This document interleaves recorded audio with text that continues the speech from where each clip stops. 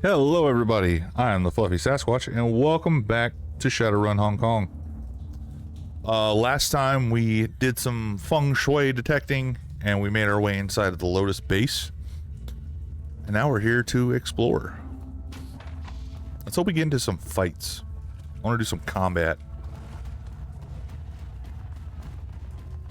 But remember, we can't, no we can't, because we can't kill anybody. Keep forgetting that. SimSense vending machine. The SimSense machine has been left unlocked for restocking. There's a packaged data chip still in the tray. Steal the chip!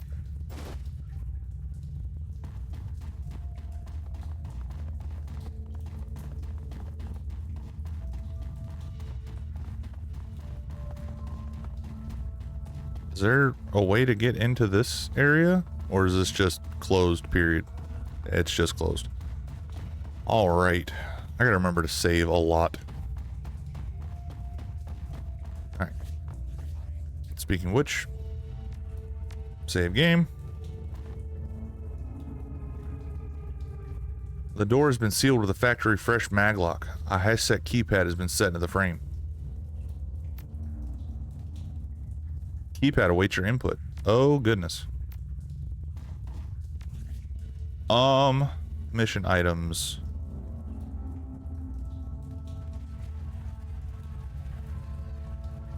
Seven, 881. Okay. I knew we got the code from somewhere.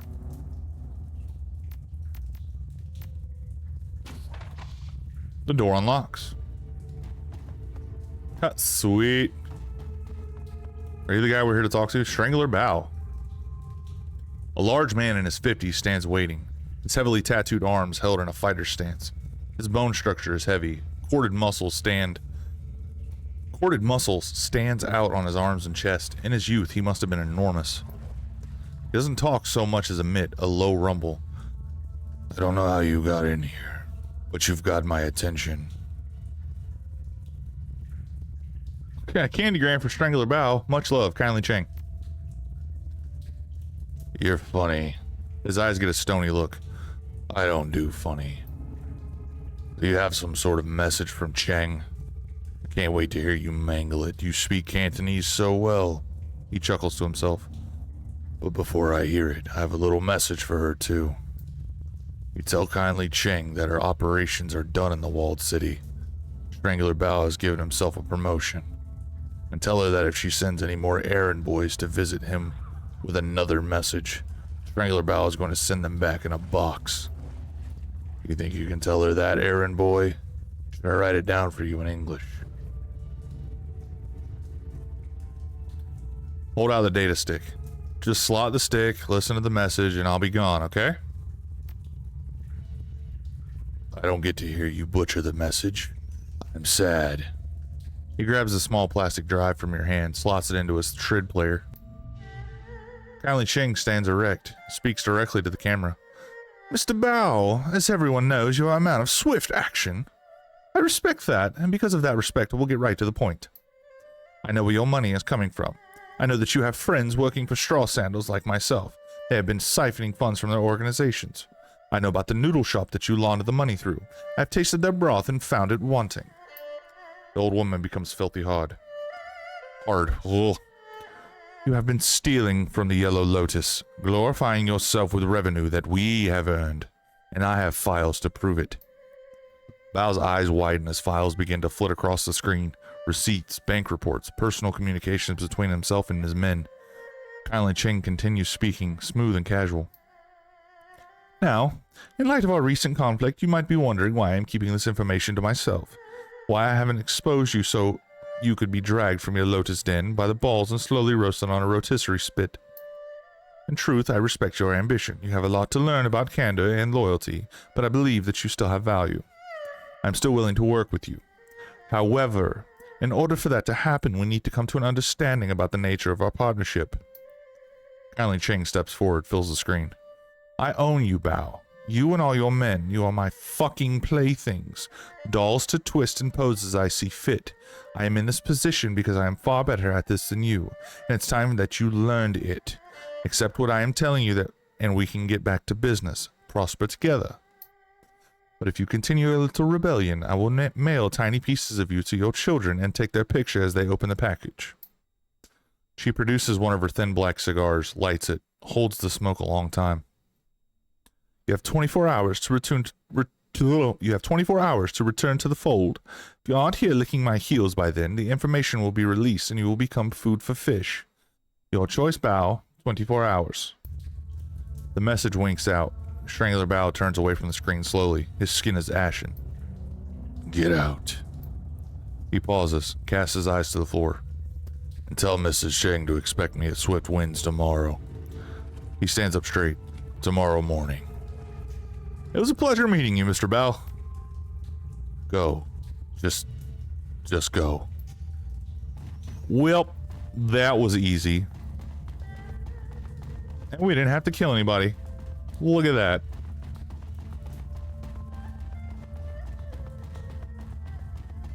Back to Mrs. Ching.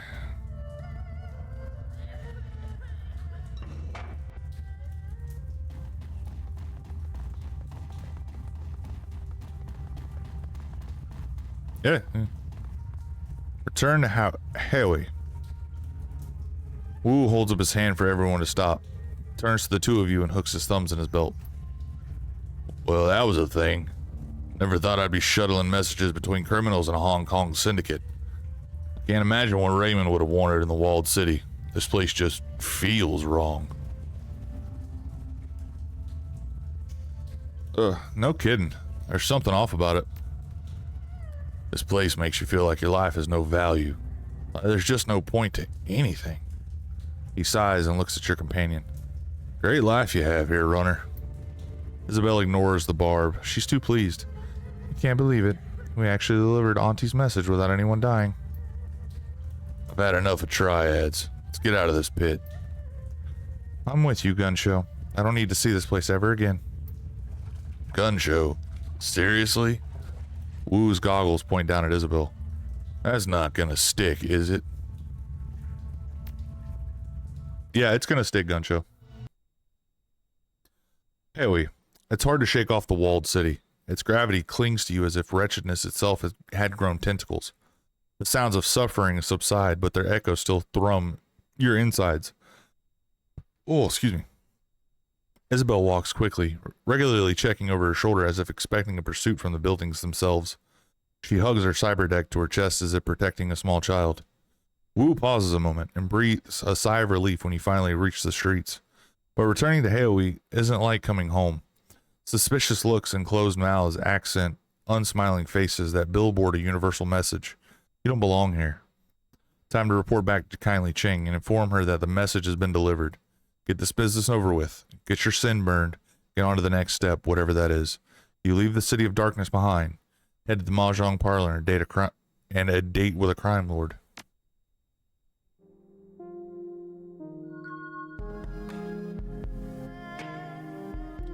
All right.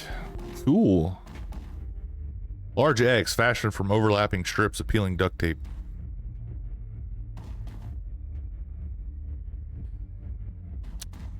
Cool. I have no idea what that is. MTR station. That's got to be like the train station. You again. I thought I told you to fuck off. I'm friends with Isabel and Gobbet. Yeah, those two dragged some real prizes out of the river. You get Nightjar to vouch for you, I'll consider giving you the time of day. Got it? You don't keep up with current events, do you? Nightjar's dead. There's a long silence on the intercom. Crying shame if that's true. And I saw that one coming. So you just washed up with Isabel and Gobbet, huh? You know what that tells me? You're here too today, and you'll be gone tomorrow. I'll keep my distance. Forget it, I'm going.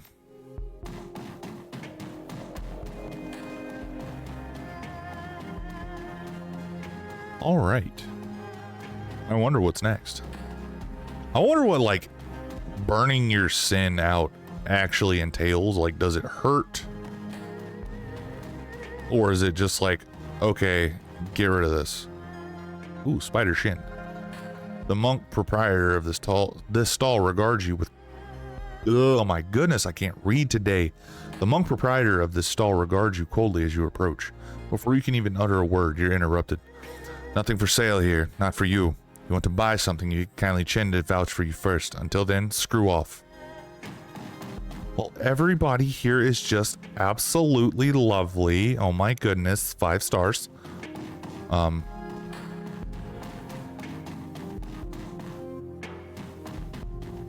Yeah, no, this place just feels like everybody wants to fight you constantly, all the time. Not entirely sure why I'm going a long way, but you know. Gotta double check everything before we, you know, we head back.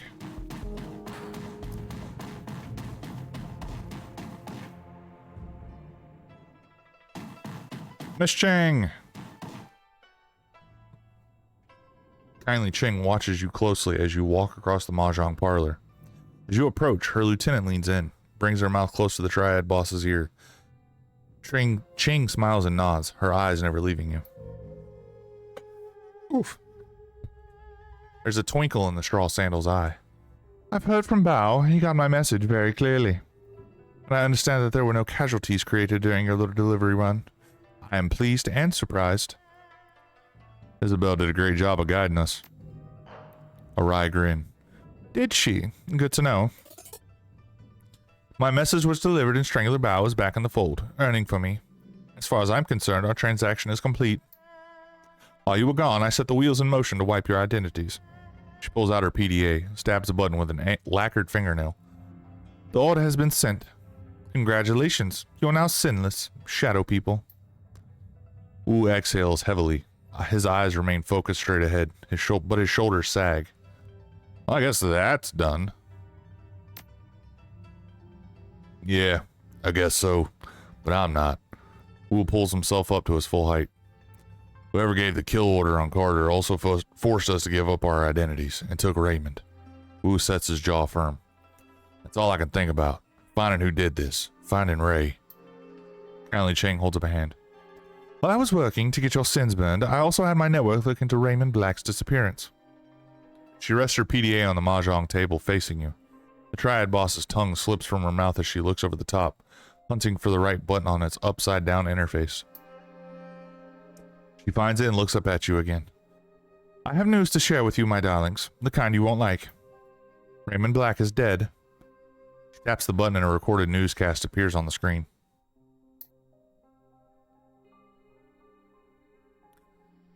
Sorry, I had to take a drink of water.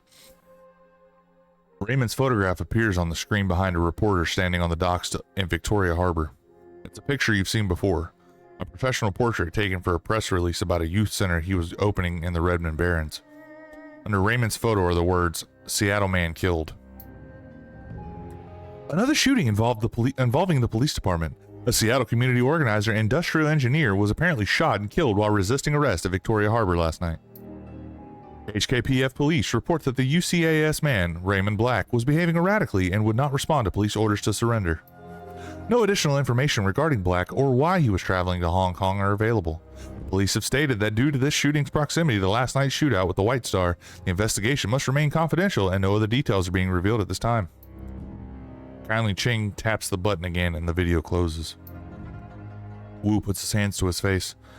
This just keeps getting worse. You were right, Auntie. That was news I did not like. Raymond's dead. Wu puts his hand over his mouth, trying to process the information. He sways, and for a moment, it looks like he's going to pass out. Isabel reaches out to touch Wu, but thinks better of it and pulls back her hand. Sorry for your loss. I never had a father, so I don't know what it's like to lose one, but sorry. Raymond dies the same night we're ambushed. That's no coincidence. No fucking way. Kindly taps the video closed. She hunts around the keypad and selects another button. I'm afraid that's not all, my darlings. This is security footage from Victoria Harbor from last night. You'll find it contains a contradiction. The PDA shows silent, grainy video footage of Raymond sitting in a tea shop flanked by 2 guards. He's looking down at something in his hand, completely distracted. The footage continues and the camera displays several black-clad figures entering its field of view from different angles, guns ready. A tall, sharply dressed man in a suit walks briskly towards Raymond, flanked by two more. Raymond stands to face him, and the camera gets a clear view of the suit's face, white plastic. His guards turn to draw weapons and muzzle flashes are ripped from all sides. One of Raymond's guards goes down and his submachine gun fires wildly, hitting the camera. Wu puts his hands on the table and leans in. Those weren't cops, and Raymond wasn't resisting arrest. What's with that guy's face? Gaba reaches up to stroke the rat perched on her shoulder. Is that a mask? It doesn't look like a mask. It looks like some sort of semi-rigid plastic implant. Real craftsmanship. She pushes out her lower lip in appreciation. Quite the fashion accessory. It's also the kind of fashion accessory that stands out in a crowd. This guy's either a fool or an arrogant son of a bitch. He sets his jaw firm. Either way, I'm gonna find him. Kindly Ching watches Wu intently. I believe you. Wu stands back and turns to you. What now? Oh. We find the plastic man and drag him somewhere private. Make him dig his own hole. Then we fill it. Cheng's eyes sparkle. I like the way you think. That's exactly what I would do. But how? I'm afraid there are some facts you are going to have.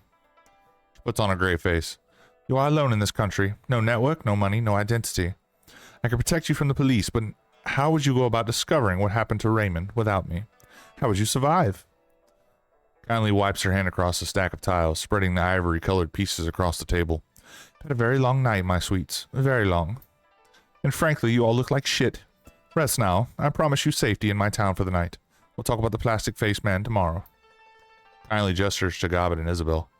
Ladies, go find our new friends a place to bed down in the rat's nest squat boat you call home. We'll all talk after you've slept. Figure out our next steps together. Yes, Auntie. Yes, Auntie. Thank you for your help, Auntie. Of course, my sweet. Kindly Ching smiles, and her black button eyes flash cold. What are friends for? Oh, I don't like that. I don't like that at all.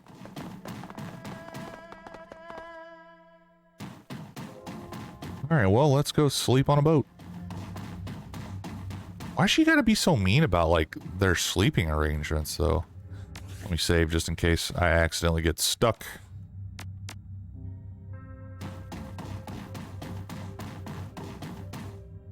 Oh, look. It's the whatever the bolt is. You two can bunk here for a while. She nods with her nose towards the hatch. You've each got a head to take care of your necessaries. Try to knock before you enter someone else's, okay? Seriously. I know the drill. Wu turns to you. Stinks of fish, just like that place we squatted on Leary Avenue back when we were kids. The one with the Aztlan family and their dog. Huh, you hated that dog. He kept digging out my food stash. No matter where I hid it, he'd find it and scarf down a week's worth of grub. He wipes his nose with a gloved hand. Still, it was sad what happened to him, and the family. No one should go out that way. He stretches and his spine pops like a handful of firecrackers. Think I've been up for something like 36 hours straight? He drops his arms. And this has been one shit stain of a day. Time to end it. The orc turns to you and raises an eyebrow. Anything you need before I leave you to it? Is it just you and Isabel living here? Yeah. Gobbet's mouth screws up a bit. Now that Nightjar and Gutshot are gone, it's just us. A squeal of metal grinding on metal rips through the boat, sounding like it's coming from the level below. And the creepy Russian guy renting the engine room downstairs. Nothing to worry about. He mostly keeps to himself. She checks her PDA. He'll stop soon. He's usually quiet by now. Is there a place for my stuff? Yeah, check the locker over there. You can stash your stuff in it. No one will touch your things in there, and it's a lot bigger than it looks. How'd you get your hands on this place? How do people like us get our hands on anything? We found it. You found it empty? He sweeps his eyes across the cabin, the doubt is playing on his face. Somebody abandoned a prime piece of real estate like this? She shrugs. Close enough. It was full of BTL junkies when we came across it. They were completely wigged out on some multiplayer cyber game. I'm not sure they ever chipped out of it. They were completely emaciated, stewing in piles of their own shit. Their eyes had sunk into their skulls. Pretty gruesome stuff. They racked up a killer score, though. True, they had moves. Should have hung an IV while they were playing, though. Turns out nutrition is important. So what happened? Did they die? She shrugs. Nightjar ran them out. Not sure what happened to them after that. Anyway, it's ours now. Auntie Cheng says so. All but the engine room, you mean? Right, everything but that. Auntie rented it out from under us.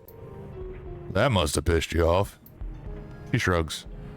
Whatever, we weren't using it. As long as our downstairs neighbor keeps to himself, he can have the lower level, especially if he keeps Auntie Cheng happy. I'm gonna grab some snacks on him too. Good, you look like you could use it. We'll go see Kindly in the morning, figure out our next move. Alright, let's explore the boat a little bit.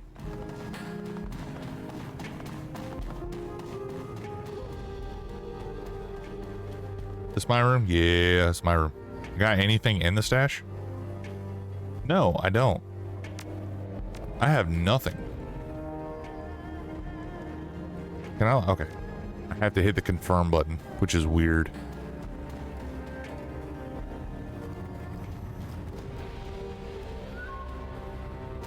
So there's Gobbet. There's Isabel. Let's talk to these guys real quick. Come back later, jury duty. I'm busy. You got anything to say, Gobbet? Hey, Seattle. I'm not really in the mood to hang out right now. Heavy stuff going down, you know? It'll be fine, but for the time being, I'd rather be alone. We'll talk later, though. Okay, so game's like, nope, you need to go sleep, sir. That's what we're gonna do. I guess he has nothing to say either. Hey, Jura, I got some things I gotta take care of here. Let's talk later. Yes, sir. Yep. The cot in your cabin is neatly made, with crisp-looking sheets and an insulated plastic blanket. A fine layer of dust coats its surface. It's been a long time since anybody slept here. Go to sleep. You climb into the cot and worm your way under the sheets. They've been starched stiff as boards, but you've slept beneath worse. The lice and bed bugs that plagued your old prison cell are mercifully absent here, and the salt air is fresher than the rancid stink of the Redmond Barrens. The moment your head hits the pillow, exhaustion sets in. You can barely keep your eyes open. Sleep washes over you like a warm bath, and everything goes black.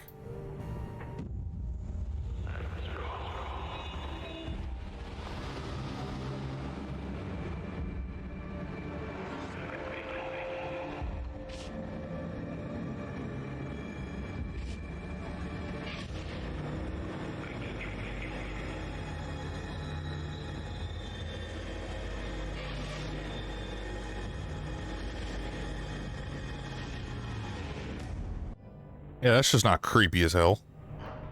The dream is suffocating. The shifting tunnel of glass and steel, the towering silhouette of dark majesty, the shadowy doorway, and the teeth. They snap at your heels as you claw your way back to consciousness. You open your eyes to Duncan looming over you. He shakes your shoulder roughly. Jura! Come on, Jura, wake up. Gotta go talk to Kindly. The others have already left.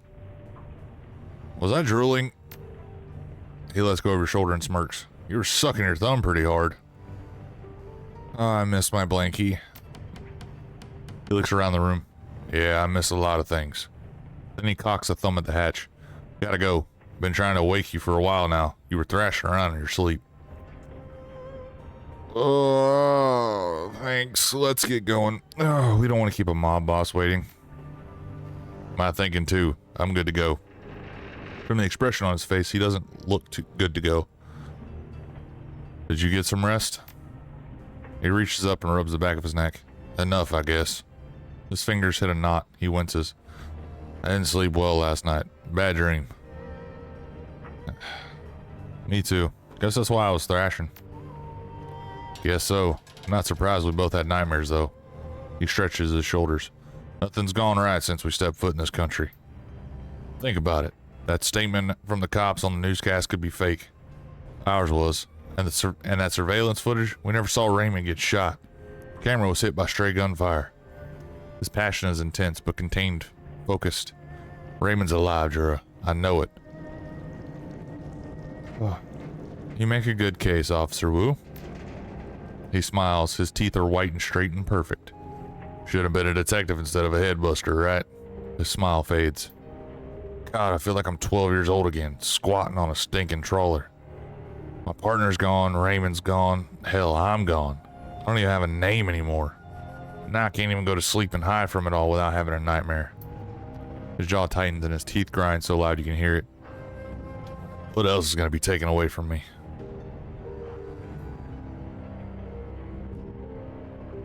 Still have that piercing you got in Tacoma? I had to drop that. Hygiene issues. Wu struggles to smile. He fails. The hell did we fall into here, Jura? I mean, what's coming next?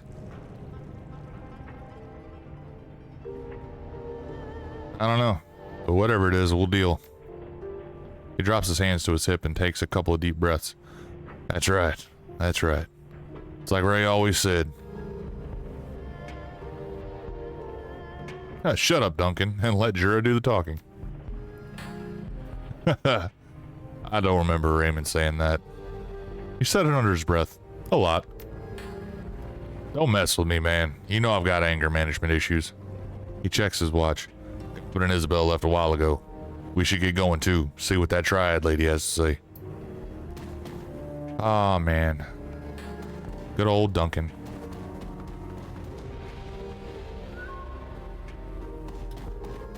Let's make our way over and then we'll call it an episode.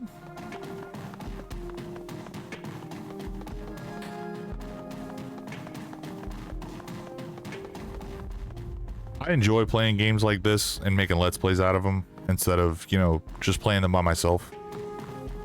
I get more of an insinuation to take it slowly and actually absorb the story instead of just fast reading and like, okay, let's get on to the next thing. So this is kind of nice. Maximum law. Breaking the law, breaking the law. I cannot follow the arrow for directions to save my life. But yeah, I think that's what we're going to call it an episode. I hope you guys are enjoying it. I know I am. As always, remember to be kind, stay gorgeous, take care of yourselves, and we'll catch you in the next episode. Goodbye.